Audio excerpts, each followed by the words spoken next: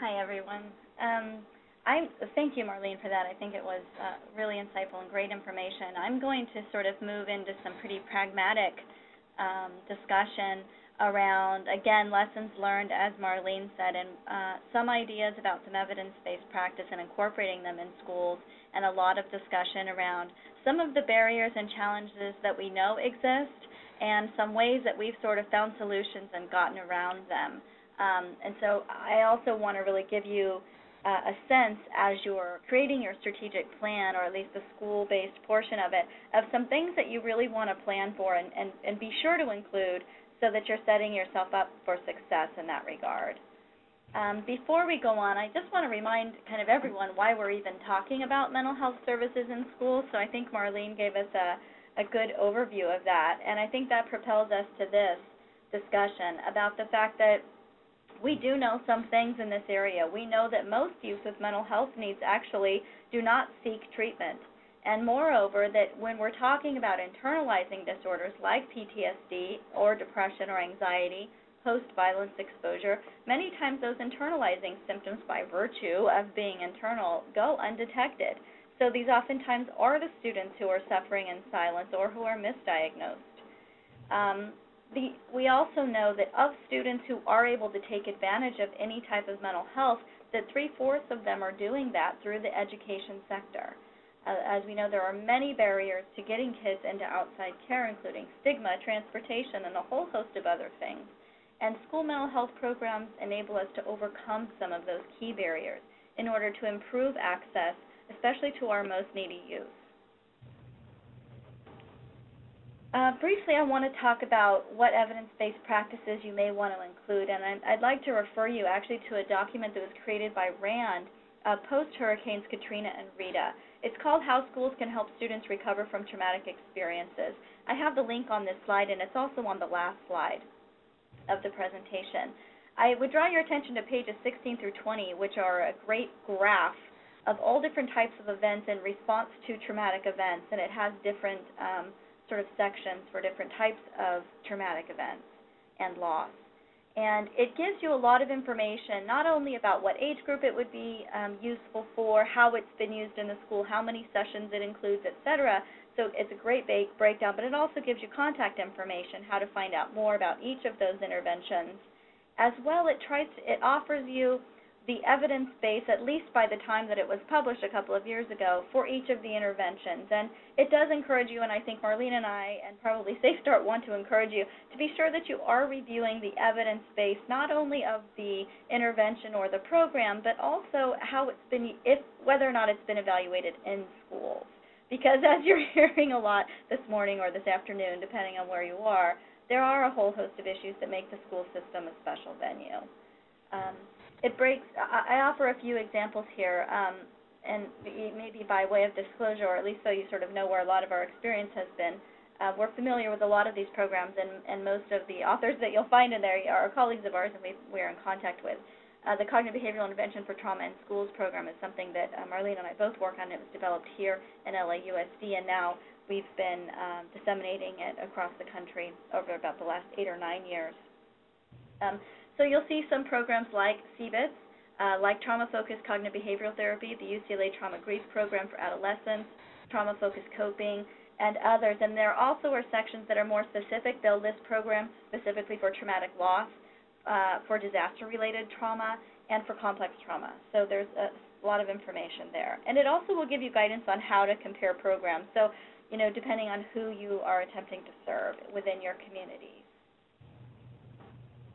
I'm just going to talk briefly about CBITS because it'll give you some elements that are probably common to a lot of these programs and sort of a sense of what we're even talking about. Now, this would give you an idea of an early intervention, and CBITS is a program that was designed and developed in the schools for and by mental health clinicians in schools.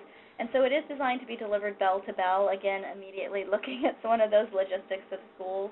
It includes 10 group sessions, which are really skill-building, coping strategy sessions. It also includes 1 to 3 individual sessions where youth are working on their trauma narrative.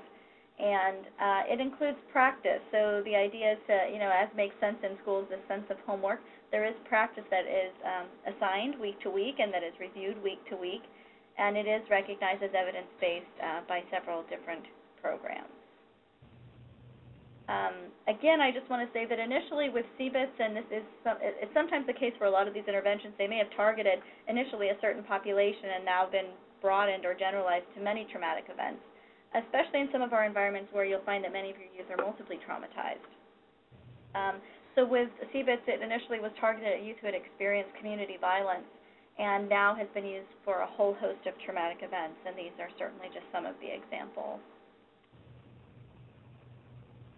These components here are things that you'll see across many of the different interventions or evidence-based practices around for children exposed to violence, things like education around common reactions to trauma and really normalizing that experience. There are many youth who are having all of the symptomatology and literally just say that they think they're going crazy. And for them to be able to put the link between, okay, it makes sense that I'm feeling this way given what I've been through, can be a huge light bulb for them. And very pragmatic coping skills and affect regulation around relaxation training, thinking about things in a different and more helpful way. And real-life gradual exposure. We know when youth are exposed to trauma and to violence that they tend to start to generalize that threat to a great many things or to anything associated with the violence they've experienced. So this is really about helping them gradually be able to get back to doing what they need and want to be able to do. And again, the trauma narrative gives them the opportunity to actually speak with an adult and go through their trauma memory, and we find that that decreases both symptomatology and their ability to cope with when they do have thoughts or reminders of the event. And social problem solving is probably something that's useful for all youth, but especially for some of our violence-exposed youth who can be more aggressive or impulsive. So in terms of lessons we've learned, we actually interviewed participants who had been trained in CBITS for about a 2-year period. And we just went back and interviewed, and we wanted to find out what are some of the facilitators and barriers. What is enabling people to actually succeed in implementing or in not being able to implement? And interestingly, what we found is that the barriers were no different for those that implemented successfully versus those who weren't able to implement at all post-training. And that these four barriers really popped up as the top for both of those groups. And in talking to a number of colleagues, this seems to be the issue. These seem to be sort of not intervention specific, but really generalized to school interventions.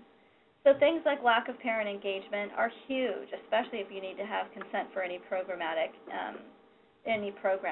Also competing responsibilities that are occurring for the clinicians, logistical barriers, and Marleen alluded to some of that, and the lack of support from administrators and teachers. So I'm going to go through each of those with the hope of enabling you to think through some of the things you might want to plan for in your strategic plan for schools so that you can sort of help avoid or overcome some of these barriers.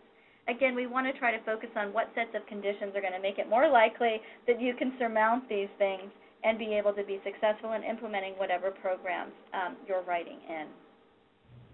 We do know that pre-implementation buy-in activities are key, so I would really encourage you to plan for outreach. Plan for the time and the staff necessary for outreach and for an ongoing maintenance of the partnership. So some things that really need to happen in this is sometimes for schools, no matter where they're coming from, some time needs to be spent in increasing their awareness of the impact of violence on students in the school setting.